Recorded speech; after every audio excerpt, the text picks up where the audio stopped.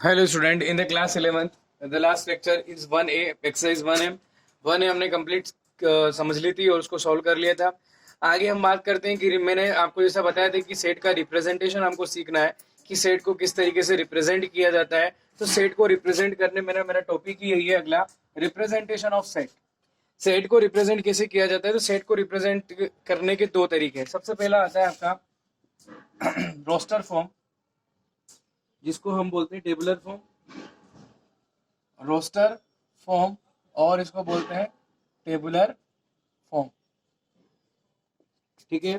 और दूसरा आता है आपका set builder form. Set builder form. ठीक है.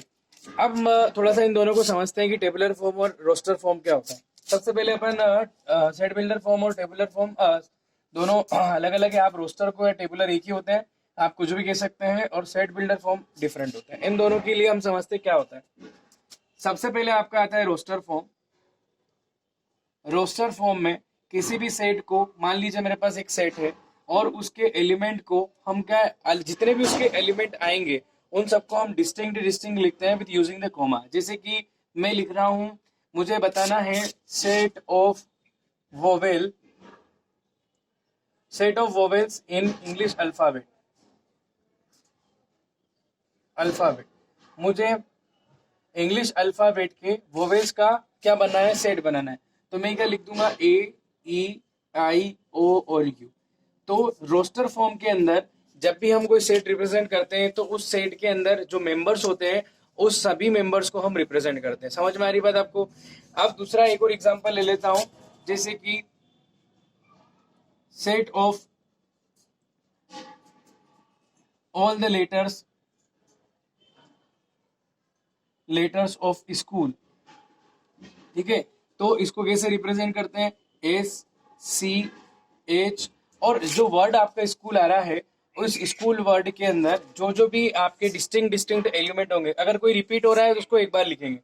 जैसे कि एस, फिर आ गया आपका सी, फिर आ गया आपका एच, फिर आ गया ओ, और यहाँ आ जाएगा एल. ये हो गया आपका स्कूल. ठीक है. इसमें कई डबल लेटर अगर आता है तो उसको आपको नहीं लिखना है.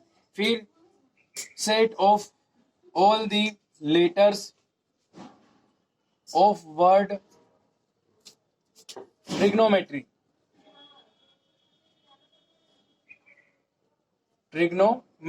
ठीक है. तो इसके अंदर हम लिखेंगे सेट, इसको रोस्टर फॉर्म में TRI है ना, GO ट्रिगोनो, N आ गया, O ऑलरेडी आ चुका है, M, E, T ऑलरेडी आ चुका है, R ऑलरेडी आ चुका है, और Y.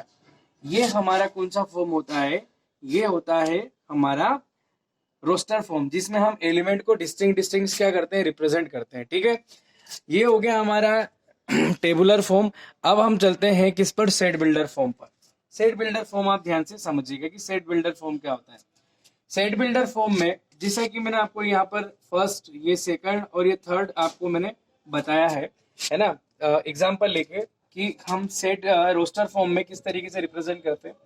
अब सेट बिल्डर के लिए हम लिखते हैं, सबसे पहले सेट बिल्डर में इस सेट को रिप्रेजेंट करना है. ठीक है. सेट बिल्डर फॉर्म क्या होता है, सेट बिल्डर फॉर्म जो होता है वो किसी भी सेट के जितने भी ये मेंबर्स हैं, जितने भी एलिमेंट्स हैं, उन सबकी कॉमन प्रॉपर्टी के, इन सबकी अंदर जो कॉमन प्रॉपर्टी होती है हम उसको शो करते हैं स्टेटमेंट लिखकर. तो यहाँ देखिए, ये सभी एलिमेंट जो है डिस्टिंक्ट एलिमेंट, उन सभी के लिए हम मान लेंगे एक्स. क्या मान लेंगे, इन सबको हम रिप्रेजेंट कर रहे हैं किससे, एक्स से. एक्स का मतलब ये सारे मेंबर्स. ठीक है. फिर उसके बाद हम ये सेमी, जो कॉलन होता है आपका, ये यूज करते हैं, कॉलन यूज करते हैं. उसके बाद आ जाएगा एक्स, इसको पढ़ते हैं सच that x is such that, यानी एक्स कैसा है, एक्स इस तरीके से है. इसको क्या पढ़ते हैं अपन, इज सच दैट. ये जो आपका वर्ड है यहाँ पर सिंबल दिख रहा है, इज सच दैट एक्स ऐसा है, x is such that x, फिर अगेन एक्स यूज करते हैं और उससे स्टेटमेंट स्टार्ट करते हैं. X is such that x is अब कॉमन प्रॉपर्टी क्या है, ये सारे क्या हो गए, ये सारे जो है बेटा ये वोवेल्स है. क्या है, वोवेल्स. किसके हैं, इंग्लिश अल्फाबेट के. तो क्या लिखेंगे, x is such that x is A vowel of, x is A vowel of English alpha. समझ में आ रही बात आपको? तो यहां हमने क्या कर दिया, यहां हमने लिख दिया है, एक स्टेटमेंट लिख दिया है। तो सेट बिल्डर फॉर्म क्या होता है, सेट बिल्डर फॉर्म जो होता है वो एक स्टेटमेंट की तरह लिखा जाने वाला हमारे पास सेट होता है, ठीक है ना। तो सेट को दो तरीके से, अब इन सब के लिए कैसे लिखेंगे, जैसे सेकंड है, सेकंड के लिए आप ध्यान दीजिए, सेकंड के लिए हम कैसे लिखेंगे, सेकंड क्या है, सेकंड में कौन सा वर्ड आ रहा है, स्कूल आ रहा है, तो क्या लिखेंगे, ए हमारा दूसरा set, x is such that x is a letter of word, कौन से वर्ड का एक लेटर हो सकता है, स्कूल, स्कूल वर्ड का एक क्या है, लेटर है, ठीक है। थर्ड वाले को क्या लिख सकते हैं, third, x is such that x is a letter, x is a letter of word, word कौन सा word, x is a letter of the word कौन सा, ट्रिग्नोमेट्री, ट्रिग्नोमेट्री। समझ में आ रहा है? तो यहाँ पर हमने सेट बिल्डर फॉर्म के अंदर एक स्टेटमेंट लिख दिया है, जबकि हमारा जो रोस्टर फॉर्म होगा उसके अंदर हमको क्या करना पड़ेगा, एलिमेंट को रिप्रेजेंट करना पड़ेगा, जितने भी पॉसिबल और जितने भी डिस्टिंक्ट एलिमेंट है सबको हम रोस्टर फॉर्म के अंदर रिप्रेजेंट करते हैं। जबकि सेट बिल्डर फॉर्म के अंदर हम क्या करते हैं, स्टेटमेंट को रिप्रेजेंट करते हैं। उन सभी जितने भी मेंबर्स हैं जो रोस्टर फॉर्म के, उन सभी के लिए कॉमन प्रॉपर्टी होती है, उस कॉमन प्रॉपर्टी को हम स्टेटमेंट के फॉर्म में यूज कर लेते हैं। कैसे लिखते हैं, एक्स इज सच दैट, इसको पढ़ते हैं सच दैट, और एक्स इज, अब उसकी प्रॉपर्टी, पहले तो एक्स उन सभी के बारे में जो उसके मेंबर्स हैं, वो मेंबर्स कैसे हैं, उसके बाद उनका स्टेटमेंट इस तरीके से लिखा जाता है, ठीक है। इसके बाद हम पढ़ते हैं, जैसे हमको पता चल गया कि सेट का रोस्टर फॉर्म और सेट का सेट बिल्डर फॉर्म कैसे होता है, आइए इसके ऊपर अपन क्वेश्चन सोल्व करते हैं। एक्सरसाइज 1 भी लेके चलते हैं अपन। तो आपको ये मेन बात ये याद होनी चाहिए कि रिप्रेजेंटेशन ऑफ सेट, सेट का रिप्रेजेंटेशन जो होता है उसके दो फॉर्म होते हैं, पहला होता है रोस्टर, दूसरा सेट बिल्डर। रोस्टर में क्या होता है, रोस्टर में एलिमेंट को रिप्रेजेंट करते हैं सेट के अंदर, जबकि सेट बिल्डर में क्या करते हैं, स्टेटमेंट को लिखते हैं, ठीक है, क्लियर है। इसके बाद अपन आगे चलते हैं।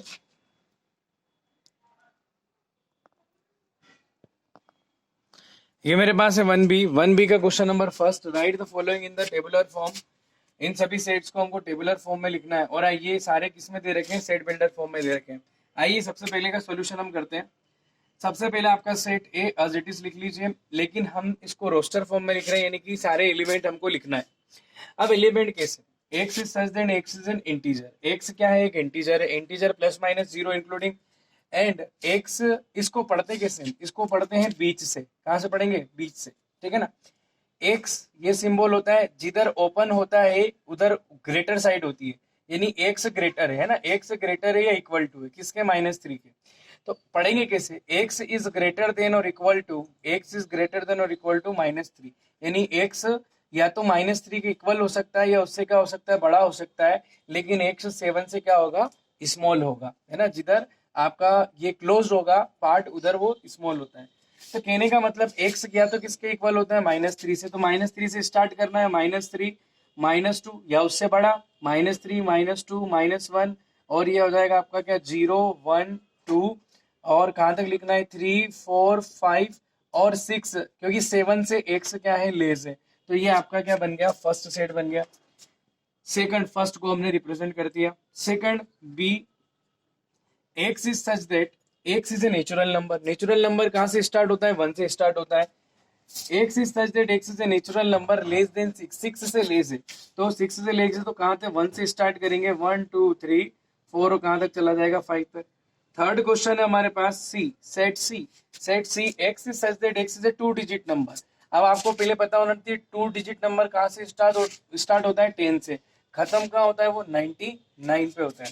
तो आपको ऐसे 2 डिजिट का नंबर आपको क्या करना है, यहाँ पर लेना है, जिन दोनों के, जिस नंबर के दोनों डिजिट का सम कितना हो, 8 हो। समझ में आ रही बात। सबसे पहले अपन चलते हैं, अगर फर्स्ट नंबर 2 डिजिट 10 से स्टार्ट होते हैं, तो सबसे पहला नंबर आता है हमारा 17। 17 ऐसा नंबर होगा जिसका जो होगा सम इन दोनों डिजिट का कितना होता है, 8 होता है, 17। 17 के बाद आपको क्या करना है, इसको इंक्रीज कर दीजिए, इसको डिक्रीज, 1 का करेंगे 2, तो 2 और 6, फिर 3, तो 3 और 5, फिर 3 5 के बाद क्या आ जाएगा, 4 और 4 44, फिर ये दोनों इक्वल हो गए, फिर पीछे वाला जो होगा वो आपका क्या होता जाएगा, बढ़ता जाएगा, और पीछे वाला आपका कम होता जाएगा। जैसे कि यहाँ आ जाएगा 5 और 3, इनके उल्टे कर दीजिए, 26 है तो 62 हो जाएगा, और एक और क्या आ जाएगा आपका 71 आ जाएगा। ये सारे नंबर ऐसे हैं, मतलब यहाँ पर कैसे पता चला मेरे को, सबसे पहले तो 1 और 7 कितना होता है, इन दोनों को सम करूंगा तो 8, तो नंबर हो गया 17। पहले वाले को इंक्रीज करना है, दूसरे वाले को डिक्रीज करना है, 1 2 3 4 5 6 है ना, और 7 ऐसे 1, इसको अपन क्या करेंगे, 1 का 2 करा तो इधर कम कर दो तो कितना आ गया, 7 का 1 कम करेंगे 6 आ गया, तो 26 हो गया। 26 में दोनों डिजिट का सम 8 है।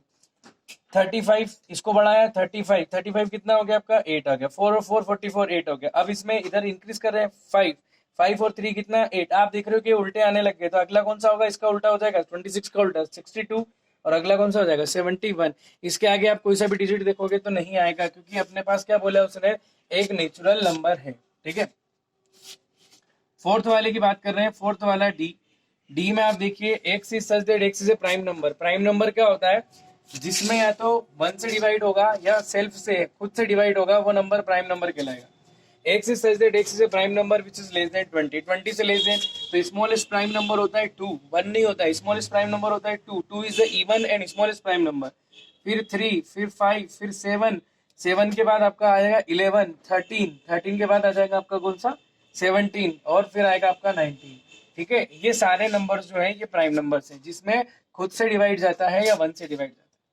फिफ्थ ई वाला क्या बोल रहा है, x is such that x is a integer. X क्या है, इंटीजर, इंटीजर यानी कि प्लस माइनस वाली दोनों वैल्यू। वो ये कह रहा है कि प्लस माइनस वाली ऐसी सारी वैल्यू ढूंढ लो जिसका स्क्वायर जो है 20 से क्या होना चाहिए, लेस होना चाहिए। सबसे पहले अपन देखते हैं यहाँ -5, -4, -3 और -2 0 1 2 3 4 और 5। देखिए आप यहाँ क्या होगा, अगर मैं -5 का स्क्वायर करूं तो ये आ जाएगा 25, जो कि 20 से ग्रेटर है। -4 का स्क्वायर करूं तो ये आएगा 16, है ना। तो यानी कि 20 से कम है, तो हमको डिजिट कहाँ से लेने हैं, -4 से कहाँ तक लेना है, 4 तक, क्योंकि इन सबका स्क्वायर क्या हो जाएगा, जैसे 3 का स्क्वायर करेंगे तो ये आ जाएगा 9, जो कि 20 से छोटा है, तो हमको 20 से छोटे वाले सारे इंटीजर्स लेने, तो इंटीजर्स में प्लस माइनस वाली दोनों वैल्यू आएगी, तो -4 -3 -2 -1 0 1 2 3 और कहाँ आ जाएगा 4। इन सबका स्क्वायर करेंगे ना, तो नंबर जो आंसर जो होगा वो क्या आ जाएगा, 20 से लेस होगा। ये हमारे पास 5 क्वेश्चन थे स्टार्टिंग के। अब इसके अगले क्वेश्चन हम देखते हैं 1B के। अभी देखिए हमारे पास क्वेश्चन है, क्वेश्चन नंबर जो हमारा है वो 6th क्वेश्चन है, और 6th क्वेश्चन में हमारे पास हो गया f is equal to x is such that x is belongs to integer and modulus of x is less than or equal to 3। इसका मतलब है, सॉल्यूशन कर रहा हूं मैं यहाँ पे, और सॉल्यूशन में ये आप 6th देखिए, f हमारा एक सेट है और x इस तरीके से, x क्या है, एक इंटीजर है, ठीक है। x अगर एक इंटीजर है, ठीक है, इंटीजर में प्लस माइनस वाली दोनों वैल्यू आती है, लेकिन जो भी वैल्यू हम यहाँ रखें वो या क्या होनी चाहिए, या तो 3 के इक्वल होनी चाहिए, या 3 से क्या होनी चाहिए, लेस होनी चाहिए। देखिए मैं बताता हूँ आपको, -3 अगर अपन रखेंगे तो -3 का मॉडुलस निकालते हैं तो 3 के इक्वल आ जाएगा, यानी 3 के इक्वल हो गया। फिर इससे अगर अपन -2 लेते हैं तो -2 का मॉडुलस निकालेंगे, तो -2 का मोड निकालेंगे तो क्या आ जाएगा आपका 2 आ जाएगा, ठीक है, जो कि 3 से क्या है, छोटा है। फिर ऐसे ही -1, फिर 0, फिर 1 2 और 3, तो इस फर्स्ट सेट के अंदर कौन कौन से एलिमेंट आ जाएंगे, -3 -2 -1 0 1 2 3। सेवंथ वाला हम देखते हैं, सेवंथ वाले में आपको क्या कहा है, x is such that x equal to आना चाहिए, एक्स जो है वो किसके इक्वल है, x equal to n upon n square plus 1 where n belongs to natural number and the condition is given n the value of n is equal to 1 and less than or equal to 3। यानी n एक natural number है और उसकी value 1 से कहाँ तक है, 3, या तो 1 के इक्वल हो सकता है या फिर उससे ग्रेटर हो सकता है, लेकिन 3 के इक्वल हो सकता है, 3 से लेस हो सकता है ना। तो बेसिकली n अगर नेचुरल नंबर है तो n की वैल्यू हो जाएगी 1 2 और 3, क्योंकि कंडीशन उसने क्या कर दी, बाउंड कर दी, कहाँ से कहाँ तक है, 1 से 3 तक है। तो आपको इस फॉर्मूले में वैल्यू रख देना है, 1/1 का स्क्वायर प्लस 1, 1/1 प्लस 1 कितना, 1 कितना हो जाएगा 2। फिर आएगा आपका 2/2 स्क्वायर प्लस 1, 2/4 प्लस 1 कितना आ जाएगा, 2 कितना 5 आ जाएगा, ठीक है। फिर उसके बाद में आ जाएगा 3/3 स्क्वायर प्लस 1, तो 3 कितना आ जाएगा, 3 का स्क्वायर 9 + 1 कितना आ जाएगा 10, यानी कि बेसिकली फर्स्ट एलिमेंट कौन आ गया 1/2, सेकंड एलिमेंट कौन आ गया 2/5 और थर्ड एलिमेंट कौन आ गया 3/10। ये किसके अंदर आ जाएंगे, जी के अंदर आएंगे। तो ये आपका हो गया 7th वाला, ठीक है। इसके बाद हम करते हैं क्वेश्चन नंबर 8 को सोल्व करेंगे। x is such that x N integer, ये रेशनल नंबर दिए हुए, लेकिन x क्या है, एक आपका इंटीजर है। तो -1/2 को सोल्व करो, क्योंकि रेशनल नंबर में नहीं लाना है, इंटीजर जो होता है वो आपका रेशनल नंबर में नहीं होता है, ठीक है। तो आपको ध्यान में आना चाहिए, इसका होता है आंसर -0.5, ठीक है, और 9/2 यानी कि होता है 4 यानी x की वैल्यू जो है आपको इंटीजर में इस तरीके से लेनी है कि वो -0.5 से क्या हो, बड़ा हो, है ना। यानी कि आपका x जो है वो -0.5 से बड़ा है। तो 0.5 से बड़ा कौन होता है आपका 0, फिर आता है 1, फिर 2, लेकिन 4.5 से छोटा होना, है ना। तो इंटीजर है तो वो 0, 1, 2, 3 और ये आ जाएगा 4.5 इसलिए नहीं आएगा क्योंकि वो तो आपका रेशनल नंबर में चला जाएगा। आपको इससे छोटा वाला इंटीजर देखना है, इससे छोटा वाला इंटीजर कौन आएगा आपका 4 आ जाएगा। तो इस लास्ट वाले में आंसर 0 से कहाँ तक आ जाएगा, 4 तक आ जाएगा। ये आपका एक्सरसाइज 1B का जो है क्वेश्चन नंबर क्या हो गया, फर्स्ट कंप्लीट होता है, ठीक है। अब हम इसके बाद बात करेंगे क्वेश्चन नंबर सेकंड की। सेकंड में मेज द कॉलम है और ये मेज द कॉलम आपको सोल्व करना है।